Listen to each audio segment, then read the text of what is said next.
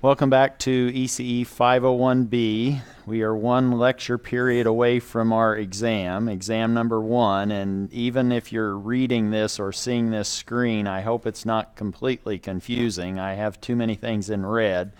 I wanted to draw your attention to I will be unavailable for the normal Wednesday office hour. Unfortunately, I had something previously scheduled a long time ago to be at.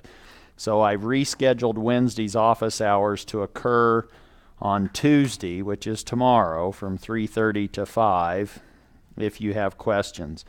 Homework 3 questions obviously have to be answered before that. So maybe after class or something we can talk about homework 3 if you have those. Those are due today, homework number 3. And that material will be on exam number 1. Exam number 1 will be happening on Wednesday, and you can find review material on D2L. Today what I want to do is just remind you of the structure and the process of exam 1, and then we will try to wrap up chapter 3 quickly.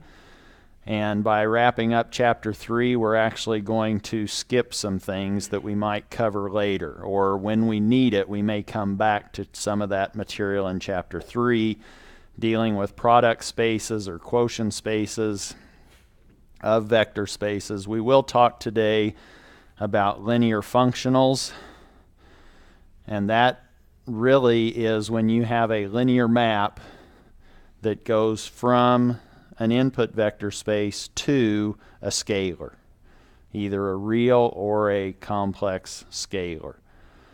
That's a linear functional, and you could think of what could be doing that. Well, if you're familiar with an inner product could be viewed as a linear functional. Then we will simply state some additional matrix properties of transpose of product, column rank, row rank, and rank dimensions. We won't spend much time in chapter 4, so today we're going through a fair amount of book material in terms of pages. Chapter 4 deals with polynomials. I'll let you read that, but we will state a few of the fundamental concepts from polynomials that we'll need later. And then we'll try to motivate chapter 5, and that's a chapter dealing with eigenvalues and eigenvectors.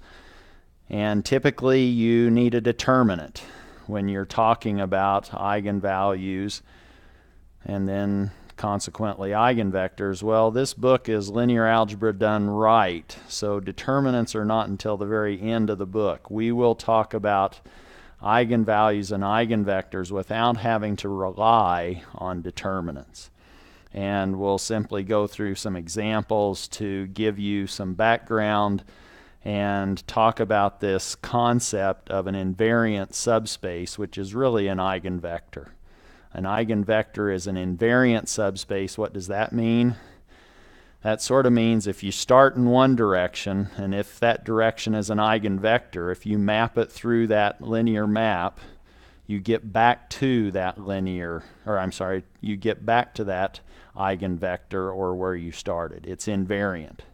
That map is invariant to that particular direction.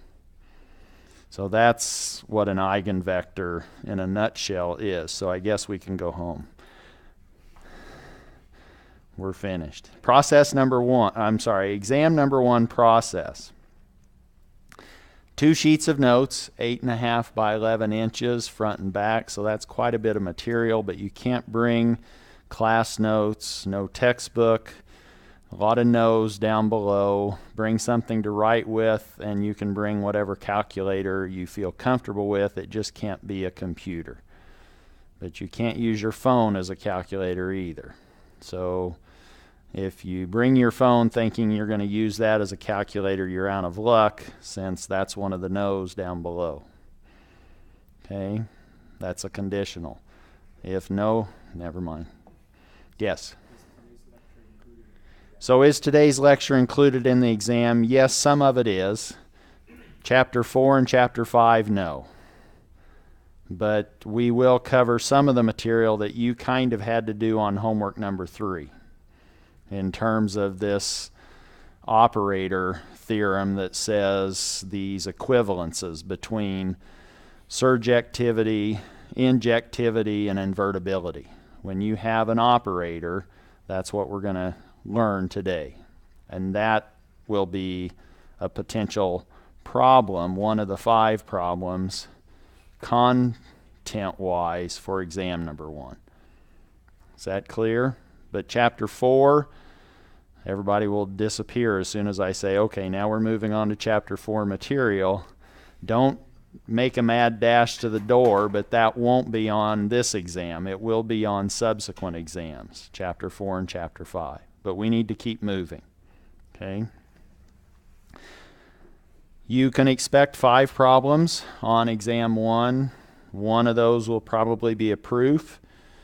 You may need to come up with a counterexample or find a counterexample. You might need to demonstrate or show something, and you'll want to do that using definitions or propositions or theorems.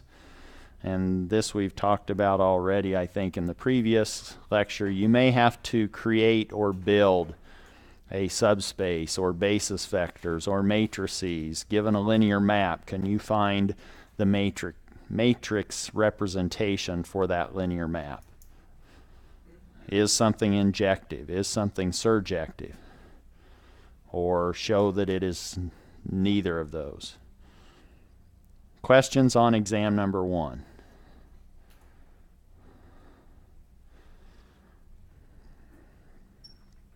Let's then finish up chapter 3. And the main point is to talk about an operator. An operator, now I'm thinking of, but this class audience is not aware of having a telephone operator, but you used to actually have a telephone operator. You could call 0 and you could get a person on your phone. That's not this operator, okay? This operator is a linear map that goes from a vector space back into the same vector space.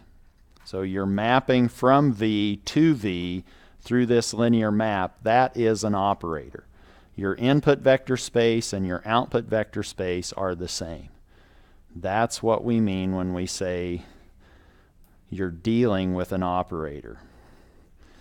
And the notation, which sometimes you can sort of look beyond, but if we ever say script L of V, that is implying, that means that we're dealing with a linear operator, not just a linear map, but a linear operator, something that's going from V to V. The longhand of that would be a linear, this script L of V comma V, but usually we won't do that. We'll just script L of V. And that means now that we are working with an operator which says our input vector space is the same as our output vector space. And in general, we will be dealing with operators for most of the rest of the class.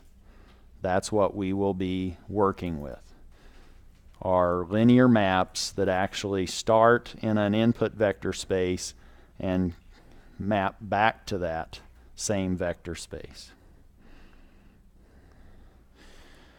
So let's now talk about this theorem that you may have come across in homework number 3, which is Theorem 369, and that says that when you're dealing with an operator, input space and output space are the same, then you have an equivalence among different concepts we've already talked about. Injectivity is equivalent to surjectivity in finite dimensions. We can't go into infinite dimensions and have that same behavior or property. So the labeling on Theorem 369, and I want to make sure that I'm not writing the entire lecture in red, is that injectivity is equivalent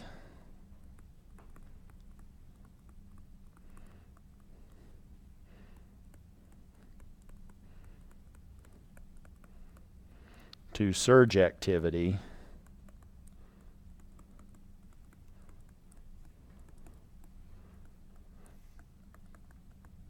in finite dimensions. And that's assuming that we're dealing with an operator. This label is not as informative as what you maybe need it to be, but this is just kind of a shorthand to let you know what's going on. Yes?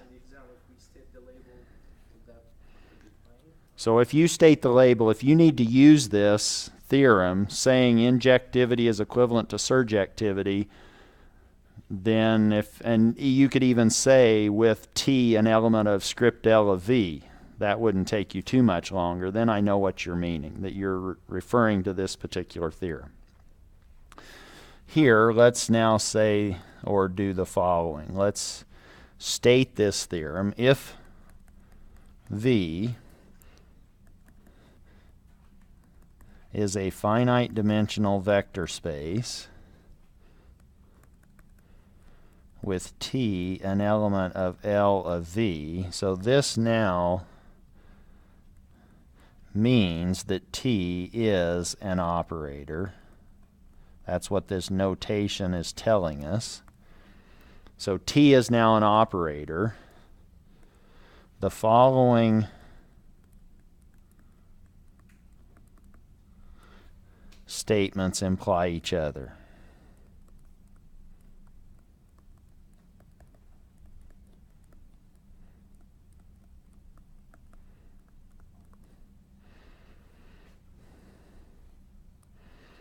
Statement 1, T is invertible.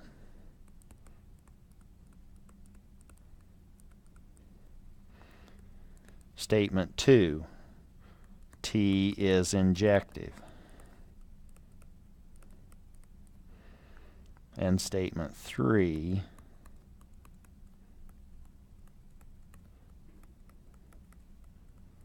T is surjective. So now with this, if you have an operator and you can show that this operator is injective, what does that mean?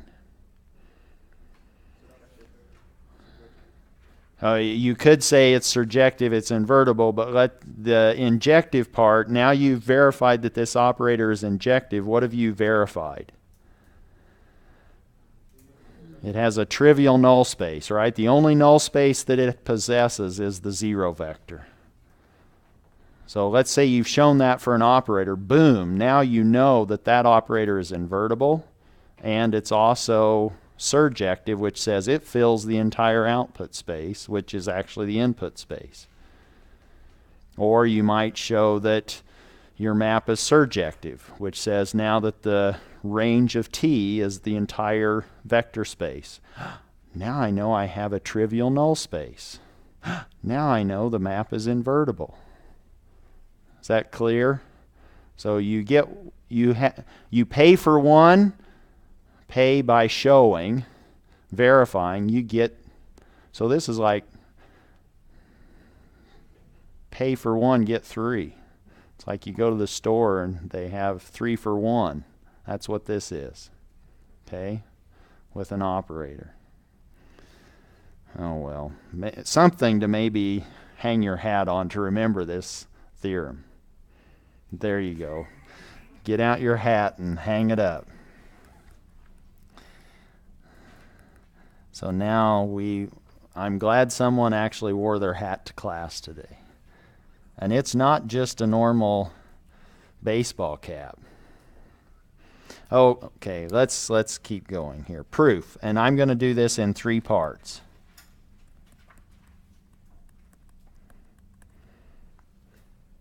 So part 1, what I'm going to do is I'm going to show, assuming 1, that implies 2.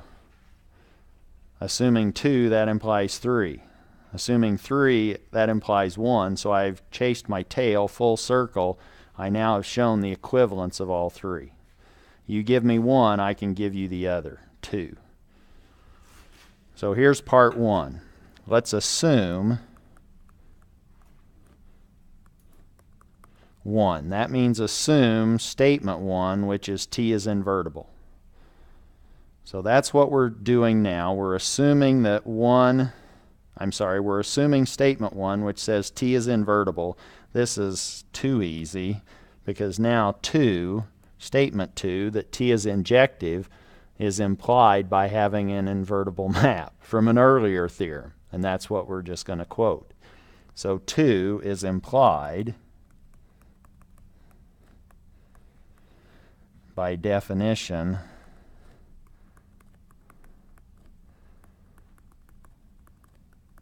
of a map being invertible, of invertibility. Or you could say this follows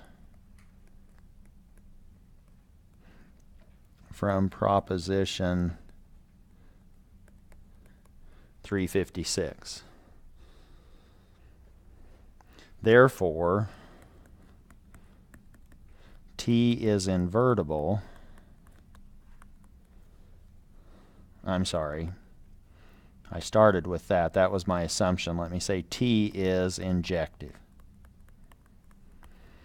So we assumed 1, we implied 2. That means, or we could say 1 implies 2. Statement 1 implies statement 2. So part 2 of this 3-part proof, now we are going to assume statement 2, which is, let's assume that t, our map, is injective. So now if we're assuming that our map is injective, we know that the null space of t is what? Trivial, or it's now the 0 vector, so that now our null space only contains the 0 vector. That's the assumption. Now we have plenty of theorems, but one that's pretty popular, and especially for this proof, is a previous theorem, and that theorem is actually the fundamental theorem of linear maps.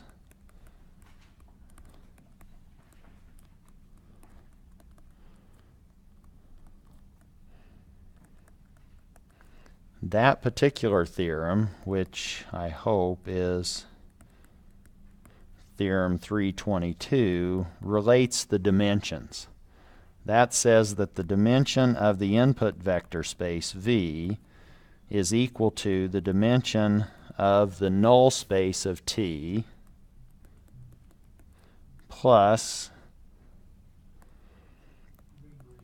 the dimension of the range of T. And in general, generically, the range of T is a different vector space, isn't it? That could be W. But in this case, for an operator, it's the same. So now what have we just shown? Well, now we know that the dimension of V, our input vector space,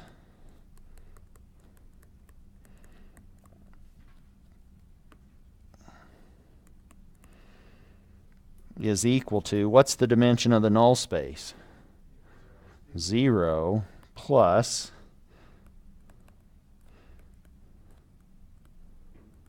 the dimension of the range of T. So now we know that the dimension of the range of T is equal to the dimension of V. And that's the output vector space in this case.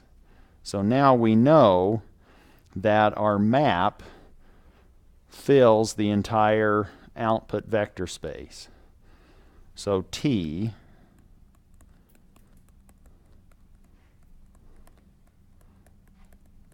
is in fact surjective. Or now we have shown that assuming that our map is injective, we've now been able to show that it's also surjective by using the fundamental theorem of linear maps. Dimension of V is equal to the dimension of the null of T plus the dimension of the range of T. Finally, part 3 of our proof is now we assume statement 3. Now we're assuming our map is surjective. Well, if our map is surjective, what we're assuming is that the range of T is equal to the output vector space, which is V, since it's an operator. So the range of T is filling all of our output vector space. And now we can use that fundamental theorem of linear maps again to help us. Now we can say, using Theorem 322, which says that the dimension of V is equal to the dimension of the null of T plus the dimension of the range of T. And now if we know that the range of T is equal to V, this is actually the dimension of V. And now what have we concluded? Now we've shown that the dimension of the null space of T is 0.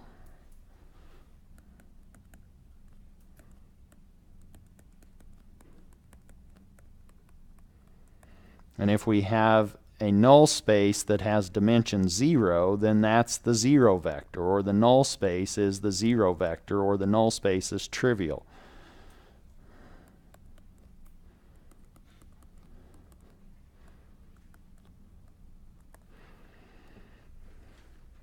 So now we've shown that the map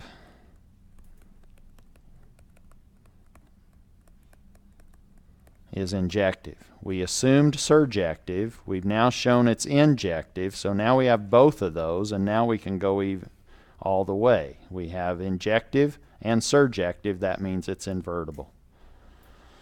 So T is surjective.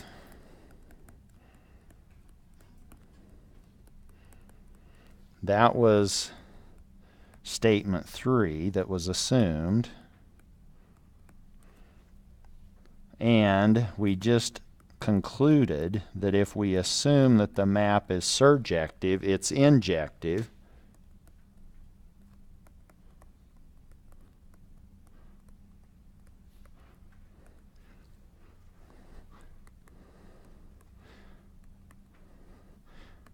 Now we can invoke the proposition that talks about a map being invertible if and only if it's injective and surjective. That's proposition 356. Now we can say that the map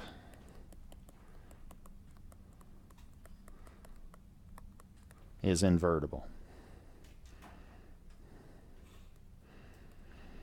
That fundamental theorem of linear maps came in handy for this proof, or this connection of the dimension of the null space and the dimension of the range space and the dimension of the input vector space.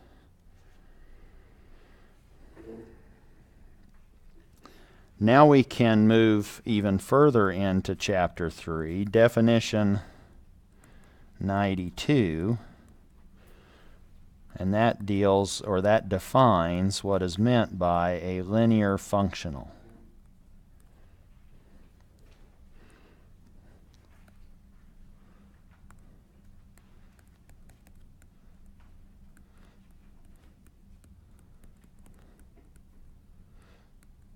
A linear functional on a vector space V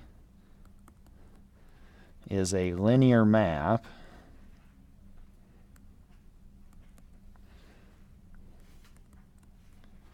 from that vector space to F. And what is F? That's this all-important notation in this book. That means it's a scalar from either R or C, depending on what we want F to be. So this is now a scalar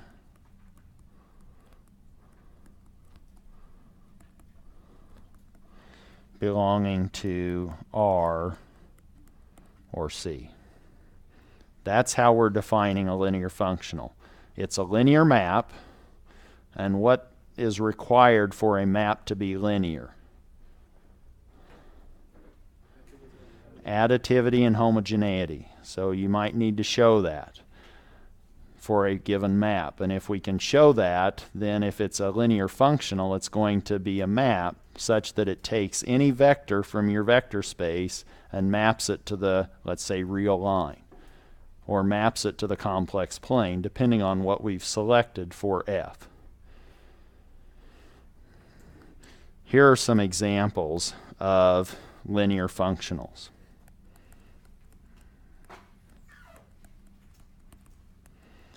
Suppose we start with a vector space V, R3 or C3. 3 components, 3 elements in our vector, x, y, and z. Then a linear functional that I'm calling phi could be 5x minus 4y plus 2z. You give me an x, y, z, and that will produce a scalar. And it's easy to see if x, y, and z are real. Now we're just combining out, linearly combining 3 variables, x, y, and z. That's it. That's a linear functional. It's that straightforward. What's another one? We can generalize this concept. That's R3 or C3. If we wanted x, y, and z to be complex, then we have a complex number from that linear functional. Suppose I now fix an n vector, C1, C2, C sub n. Each of those elements is coming from reals or complex numbers. Now we can define this linear functional phi such that Fn is taking into f. So now you give me an n vector. I've already fixed another vector that lives in Fn. I'm going to combine those two and give you a scalar, where now phi of that vector that you hand me, x1, x2, x sub n, I can now make by combining c1 with x1, c2 with x2, c sub n with x sub n. And that will give you a scalar. And really this is looking ahead or foreshadowing what we will get to in subsequent material in the book. This is really like an inner product, especially if f is r. If they're reals, now you give me any n-dimensional vector that has real components. I've now in my hip pocket have a C that's n-dimensional. Every one of those elements, C1 through Cn, I combine with the x that you gave me, and boom, we have a scalar. So this is something that we will get to subsequently. Think of inner product.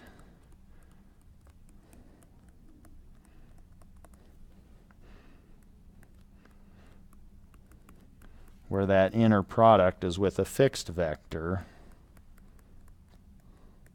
C1, C2, C sub n.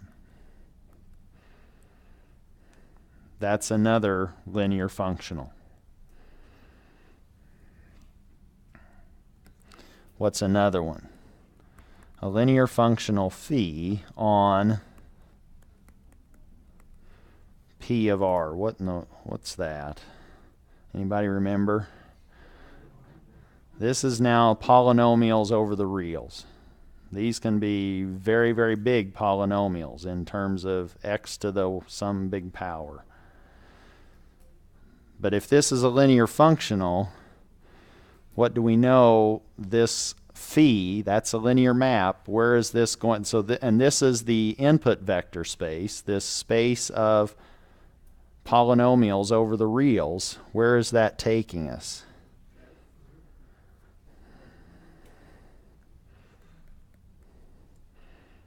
The real. So we're playing with real coefficients, real x numbers that you're now cubing, quadruple, whatever is in your polynomial.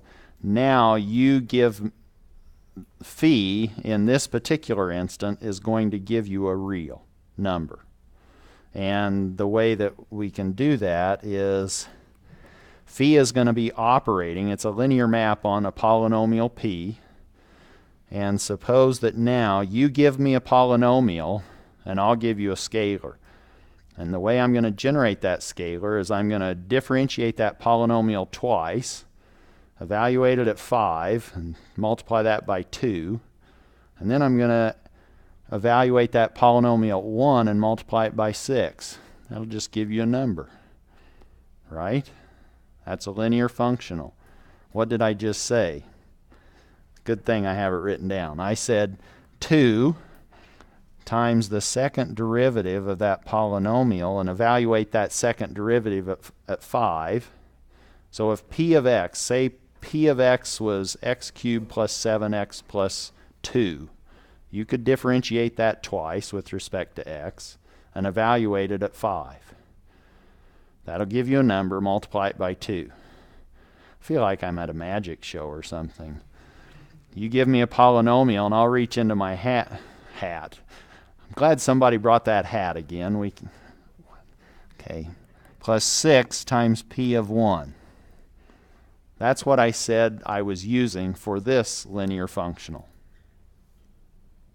Do you see how you could come up with all sorts of linear functionals? Here's one more. Suppose now we have a phi.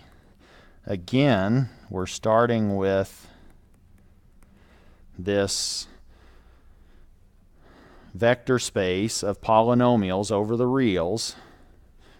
If it's a linear functional, it needs to map to the reals, and what I'm going to do now is I'm going to take that polynomial that you give me, I'm going to throw it in a box, shake it around, and out's going to come the integral of that polynomial from 0 to 1. And that will be a linear functional. So now it's integral from 0 to 1, p of x dx.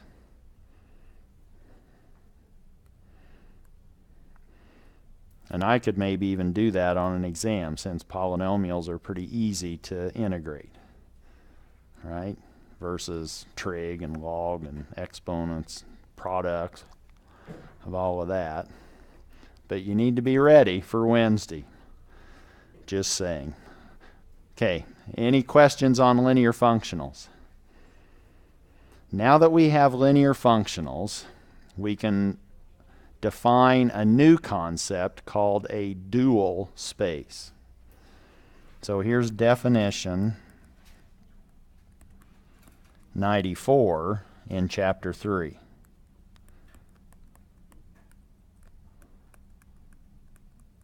And that's dual space, and we'll call that V prime. That's not derivative. That's just distinguishing this space from the vector space V. And it really is closely related or closely connected with whatever the starting vector space V is. This is a dual space V prime. So the dual space of V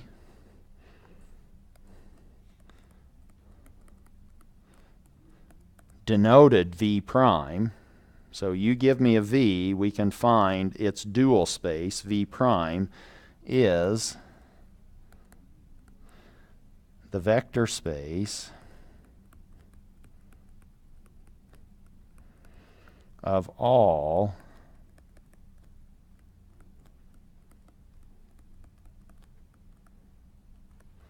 linear functionals on V. i.e.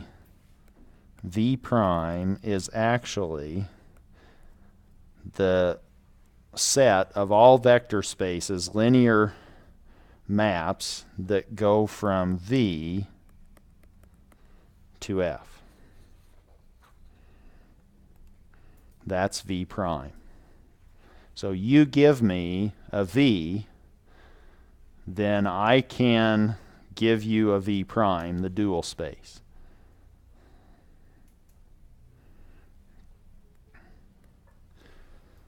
Let's relate or connect that dual space with the space V in terms of dimensions. And this is Theorem 395. And the label on that is that the dimension of this dual space is the dimension of V.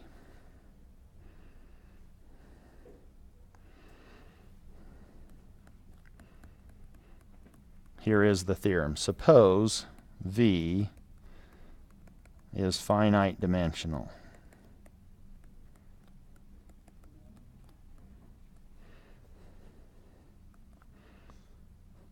Then the dual space V prime is also finite dimensional, and the dimension of V prime is equal to the dimension of V.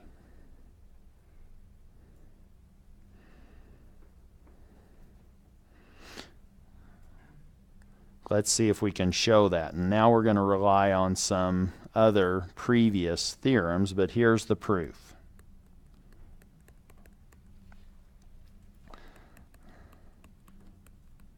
The proof actually follows from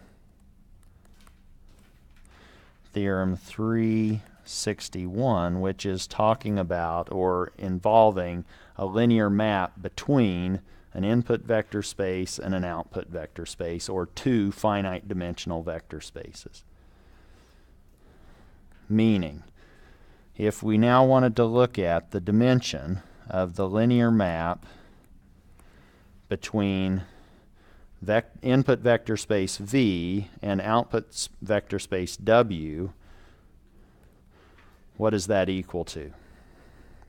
Or, said another way, view a concrete example. Linear maps can be matrices. So now we could say, oh, this could be thought of like a matrix that's dimension changing. Or what's a dimension changing matrix look like? Let's say that we go from a R3 to R2. What's that matrix representation look like in terms of size? We're going from R3 to R2. So it has two rows, that's the output, and it has three columns. So how many elements does it have? It's a 2 by 3. It has 6 elements. And what did we talk about last time? We could do a basis by setting each of those 6 elements individually to 1 and all the others 0. And we have 6 basis vectors for that 2 by 3 matrix. So we multiplied 3 times 2 to get the dimension of that map. Or what did we do? We took the dimension of the input vector space, which was 3, and multiplied it by the dimension of the output vector space, which was 2. So that's Theorem 361. It connects or relates the dimensions of the input vector space and output vector space spaces of a linear map, L, or T that belongs to L. So now let's apply that to V prime, the dual space.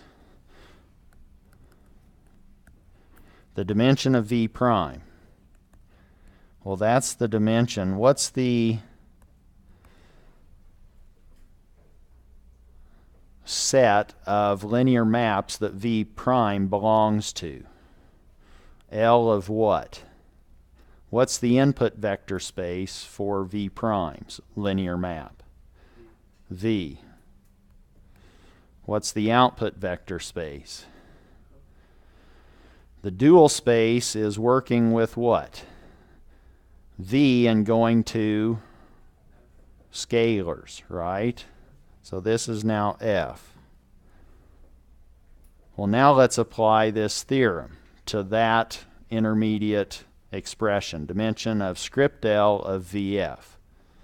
That's now equal to the dimension of V times the dimension of F. And what's the dimension of a scalar?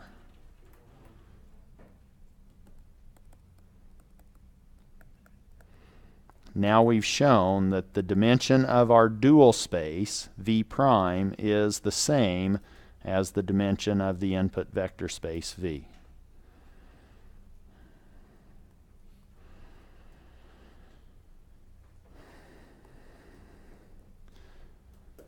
Now we're getting into territory that I'm assuming everyone is very comfortable with, which are some matrix properties, just to kind of wrap up chapter 3.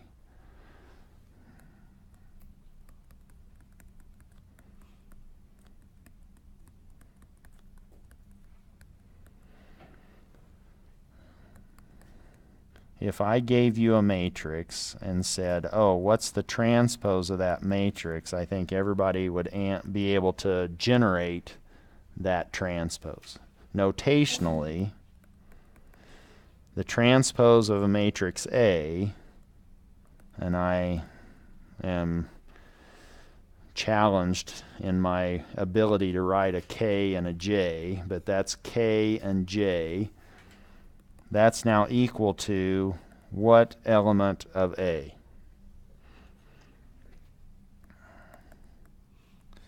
JK. That's the transpose. What about the transpose of a matrix product?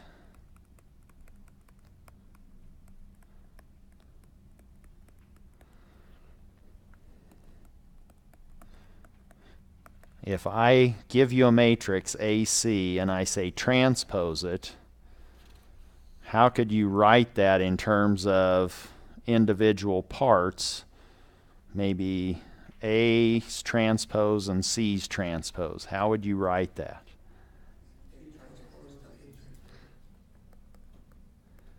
How come you reverse the order?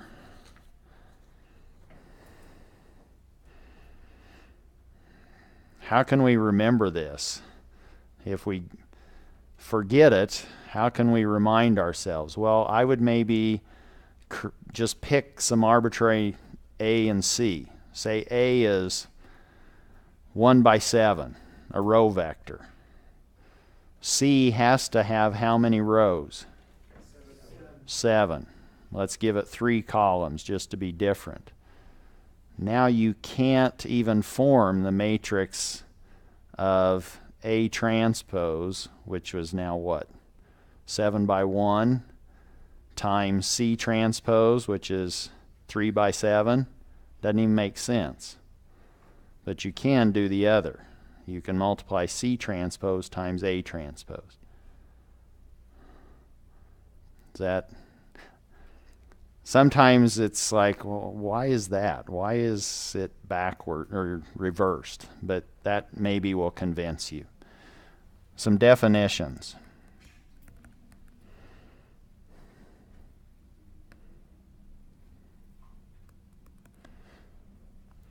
The row rank of a matrix A is now, this is how it's defined. It's the dimension of the span of the rows of the matrix A. Does that make sense? So if you did row reduction, that would tell you how many of these rows are linearly independent in A. You count those non-zero rows, and that gives you the dimension of the span of the rows of A. That's the row rank of A.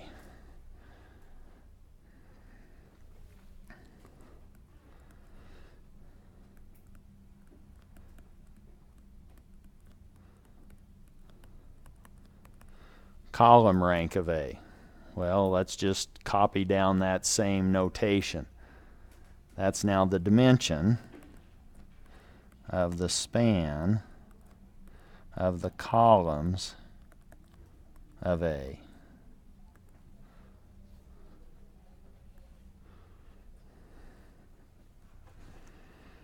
So now you reduce the columns of A to linearly independent columns, and you count how many non-zero columns you have. That's now the dimension of the span of the columns of A, but that's called the column rank of A. So I give you 50 columns, and you find that there's only 3 that are linearly independent. Then you have a column rank of A of 3. Yes? So then for a square matrix, would those be equal? So what? For a square matrix, would those be equal? So now for a square matrix, the question is, for a square matrix A, is the row rank the same as the column rank?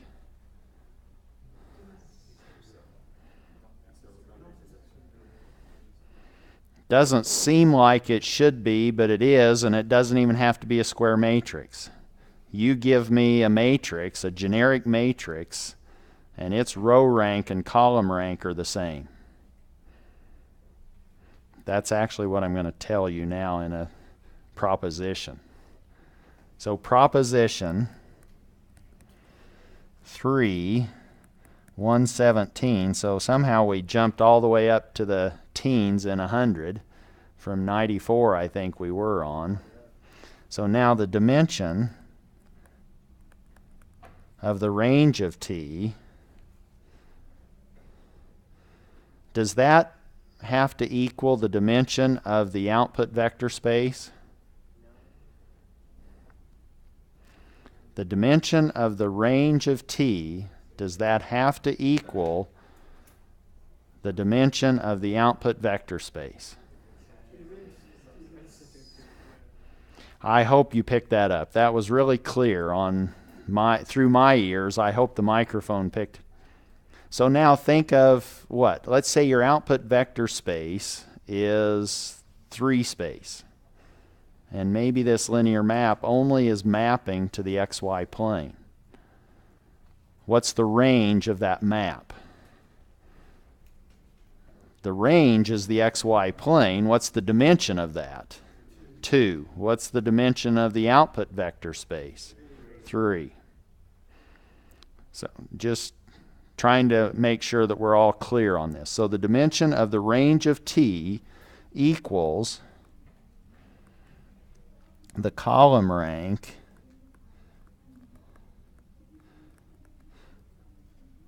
of the matrix representation of that linear map T. So that column rank is important. It tells you really the dimension of the range of that map. Proposition 118. This now says that the row rank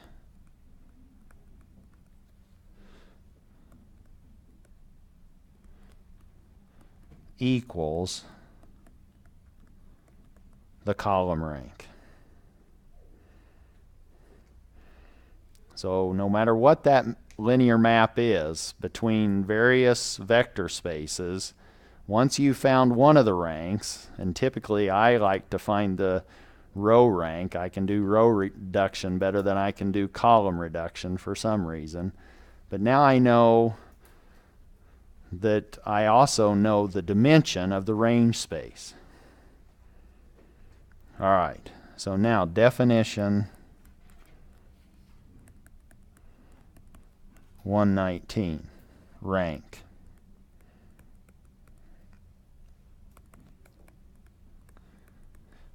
Rank of a matrix A, let's say this is now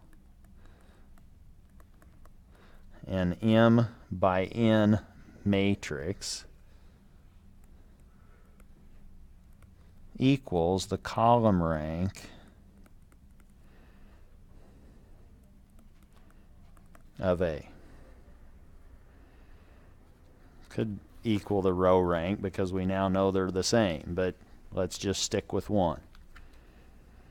So if I give you a matrix and I say what's the rank of that matrix, you just have to find one of the ranks, the row rank or the column rank, and now you can tell me. Well, did I give you the column rank or the row rank? It doesn't really matter if I'm just asking for the rank of A. Chapter 3, done. Put a fork in it. It's finished. Okay. Let's now move on to chapter 4, unless there are questions. And if you're playing along at home, I put my head down so I didn't see any hands getting raised.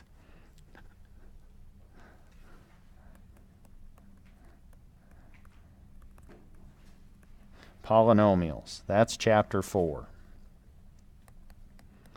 Notation, let's say P of z is now a sub 0 plus a1z plus a sub 2z squared, so that the subscript on the coefficients is consistent with the power in the polynomial.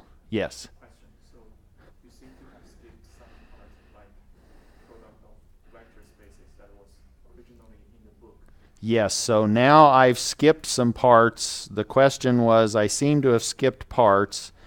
Now I think in the intro of today, I said our goals were products and quotients of vector spaces. Well, we'll do that later.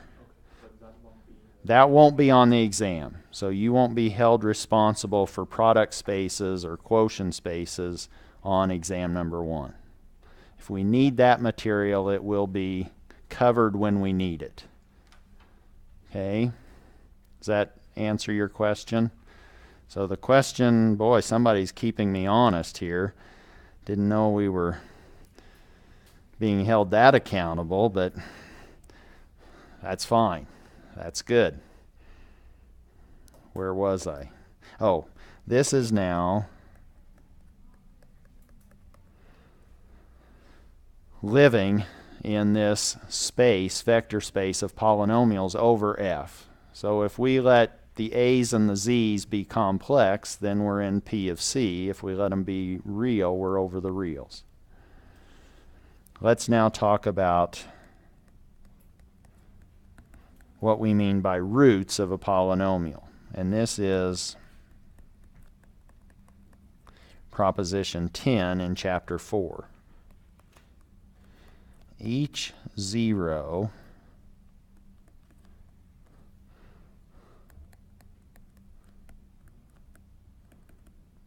of a polynomial corresponds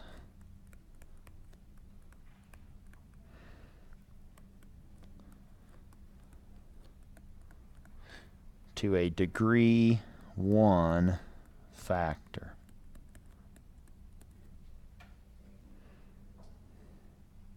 That's what we mean by a root. We can factor out a degree 1 polynomial from the original polynomial. Then that's a root of this, or that's a 0 of the polynomial. So if we now start with a lambda that's a scalar, that lambda is a root of P of z if and only if we can factor P of z into z minus lambda Q of z. So we can factor out a linear or a degree 1 polynomial from the original polynomial, and now if we replaced z with lambda, that P of z would equal or that p of lambda, would equal 0. That's a root. And obviously, for that definition,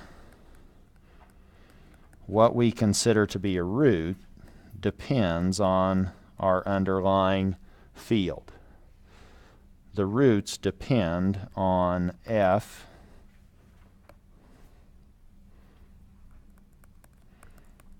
equaling r or f equaling c.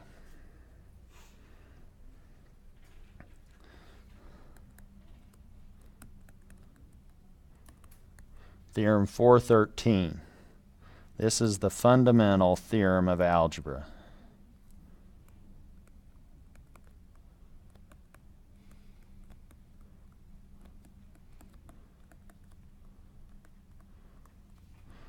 And you probably had this when you first studied algebra in 2nd grade or 3rd grade. Whenever you started talking about it, I'm joking a little bit here. But the fundamental theorem of algebra, and this is assuming now that the field is complex. This is an assumption to state this fundamental theorem of algebra. It says every non-constant polynomial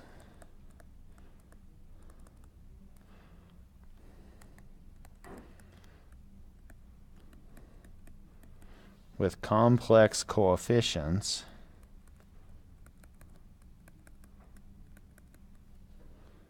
has a root.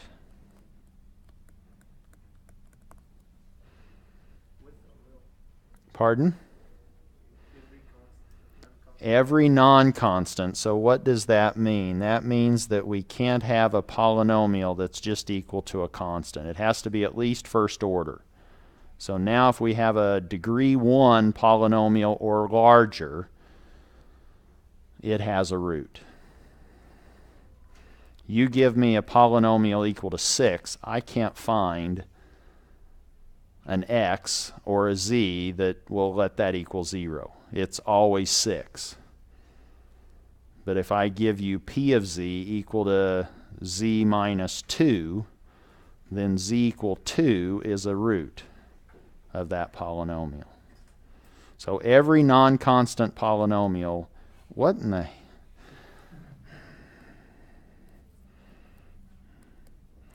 will complex coefficient. With complex coefficients has a root.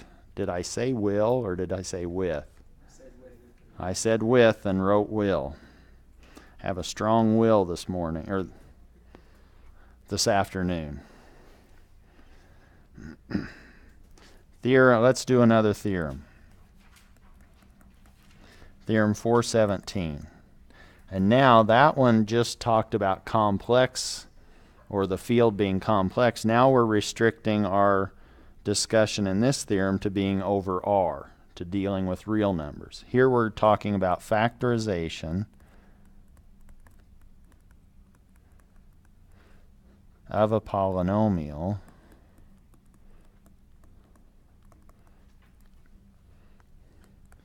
over the reals, over R.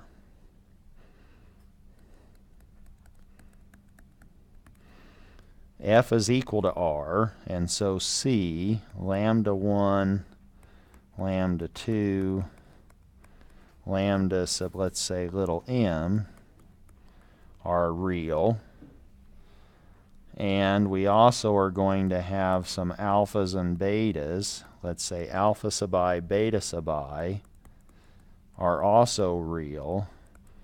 And those alphas and betas are related to each other in a way such that alpha sub I squared is less than 4 beta sub I.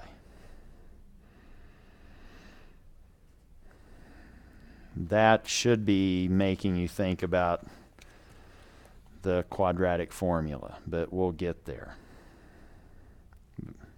So now, real and quadratic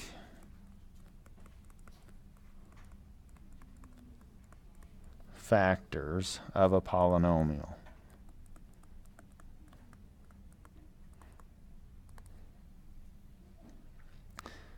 P of x, remember x is real.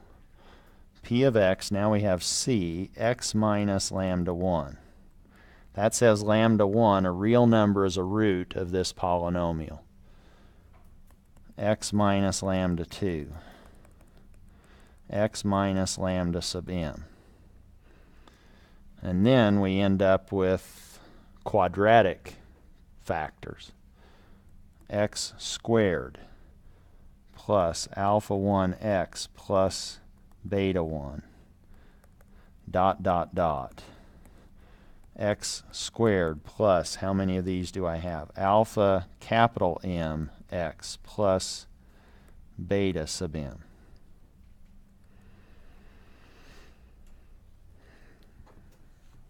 So if we have a polynomial over the reals, we may only be able to factor it into a certain number of linear factors or degree 1 factors and quadratic factors. Because if we're playing over the reals, if this polynomial actually had complex roots, we can't use those. We're only factoring this over the real numbers. So now whenever we have complex factors, we can't go any further. We want to keep the alphas and the betas real, and we can't now have complex numbers for roots. So as much as the smallest we can divide this up, this polynomial up, is into linear factors, little m of those, and so many quadratic factors, capital M of those. So now recall, that's really the theorem, that we can only go so far if we do have this relationship between alphas and betas. So recall the quadratic formula. Now I'm just trying to give you some background as to where or why we might not be able to go any further with linear or degree 1 factors. Recall the quadratic formula. If we now had x squared plus alpha sub I x plus beta sub I. If somebody said find the roots of that polynomial, how would you do it? It's a quadratic. You could use the quadratic formula. That says you take the linear coefficient, the alpha sub I, and what do you do with that? Take its negative, minus alpha sub I, plus or minus the square root alpha sub I squared minus 4 beta over 2. And what makes those roots of that quadratic complex? When that expression underneath the radical is negative, or that's now called the discriminant. When that discriminant is negative, so when alpha sub I squared minus 4 beta sub I is less than 0, this is our discriminant.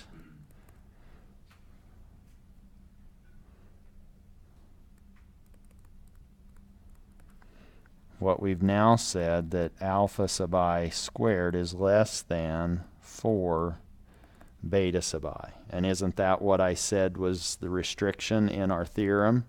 When we have this condition relating the alphas and the betas, then we can't go any further. We can't break that down into degree 1 factors. So this now would leave us with imaginary roots, and we were living in the field of real numbers. So we can't factor that quadratic or those quadratic terms any further than quadratic.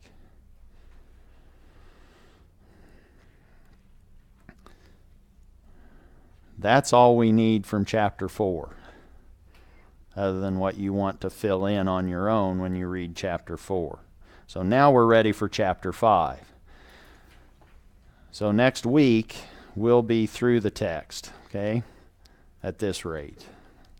Just giving you some material to digest after the exam. No, I'm joking. We'll spend a little bit more time on chapter 5. Let's try to now motivate chapter 5, which is dealing with eigenvalues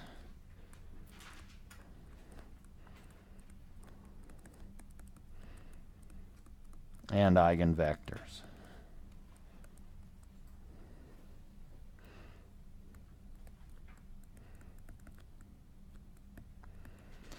And do you remember what matrices might have eigenvalues?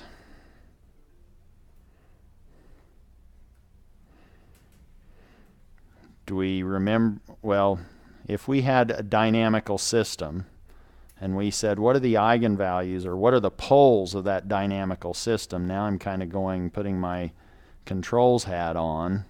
But if we had a dynamical system and we said, where are its poles, or what are its poles? And now I said, oh, here is its state space representation. The poles of that system are the same as the eigenvalues of the system matrix A, the A matrix. But for those that have done some of that, what are the dimensions on that system matrix? Or what is it dimensionally as a shape? Is it rectangular or is it square? Square. And what did we just learn today about matrices that might be square? What kind of linear maps are we calling those? The input vector space is the same as the output vector space. Those are operators. So if we're talking about eigenvalues and eigenvectors, we're working with operators. That's the base. That's a given. So now we're working with operators, which says that A is a square matrix, and it now is coming from this set of matrices that are n by n, and those elements in the matrix, let's say, are either real or complex. This is now a square matrix. So before you can even think about eigenvalues and eigenvectors, your matrix has to be square. That's a given. Now let's think about the concept of eigenvalues and eigenvectors. And we're just going to say, okay, here is a relationship. I have a matrix A that's an operator. It's square. It's n by n. I multiply it by a vector x. And now, lo and behold, that operation actually produces a scaled version of x. Lambda is just a scalar. So A has its elements in F. Lambda is a scalar in F, and x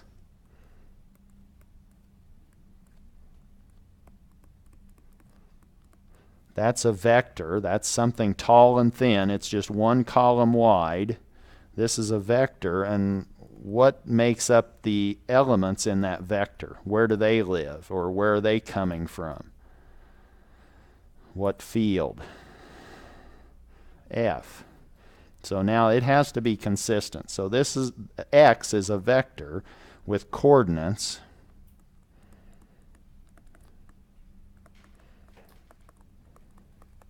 in F.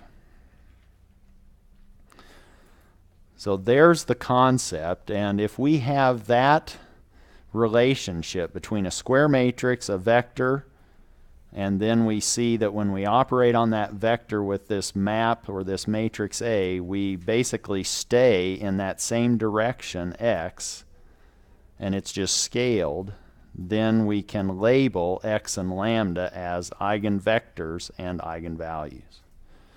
If x and lambda exist, that's, oh, this relationship holds. Ax equal lambda x. Then x is an eigenvector, and lambda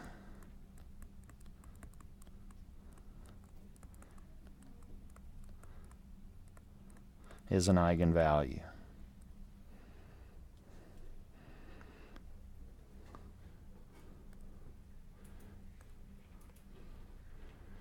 So really, this is saying that the operator takes a vector. The operator is the A matrix. The operator takes a vector. The vector is x, and maps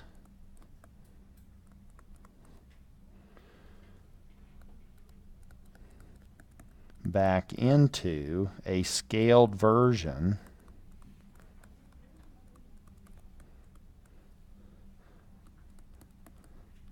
of that same vector that you operated on to begin with.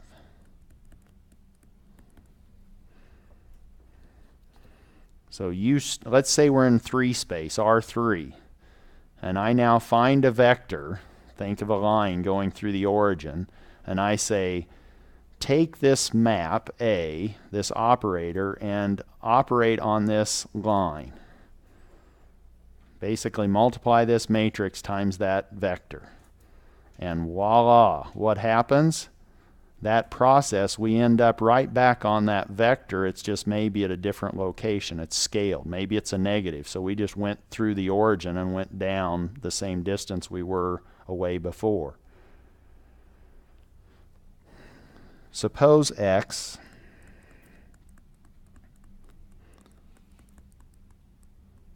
is R3. So that's what I just said, 3D space. If x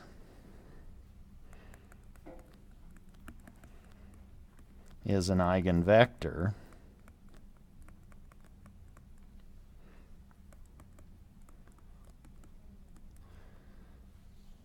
then the operator's action keeps the point or the vector in 3D space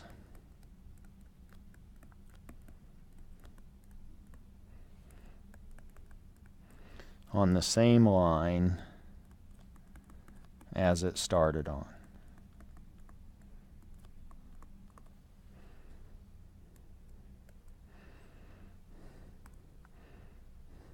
Let's look at some examples.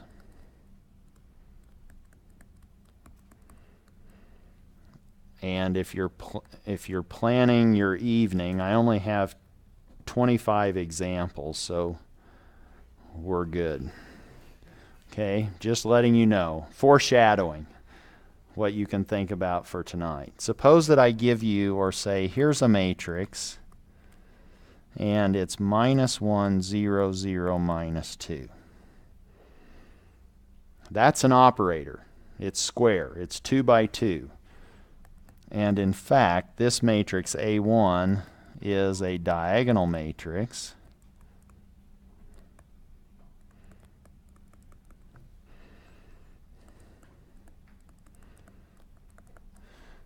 Which is very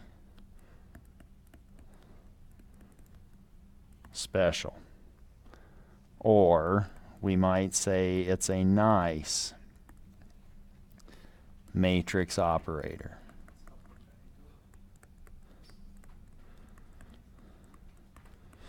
We're going to call it nice because it's diagonal.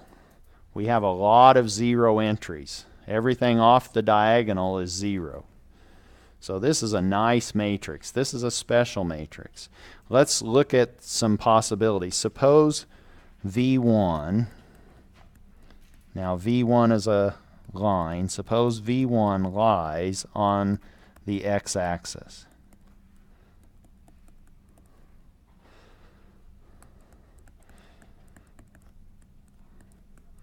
If I said give me a vector that lies on the x-axis, you could give me anything with a non-zero entry in the first element and 0 in the second, right? Here I've just given you a standard vector, 1, 0. What happens when we hit V1 with A? 1.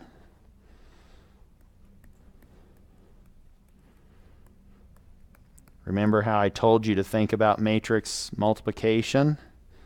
What's that going to do? That's just going to pull off the first column, which is now minus 1, 0. But can you relate that to anything in the x-axis? Yeah, it's just minus 1 times the x-axis. And how is that now related to where we started? So the output is exactly in the same direction as where we started. We started on the x-line, we operate on it with this A1, this operator, and we end up on that x-axis. We just flip through the origin. We scaled it by a scalar of minus 1. I hope you can see that that's going to happen with the y-axis.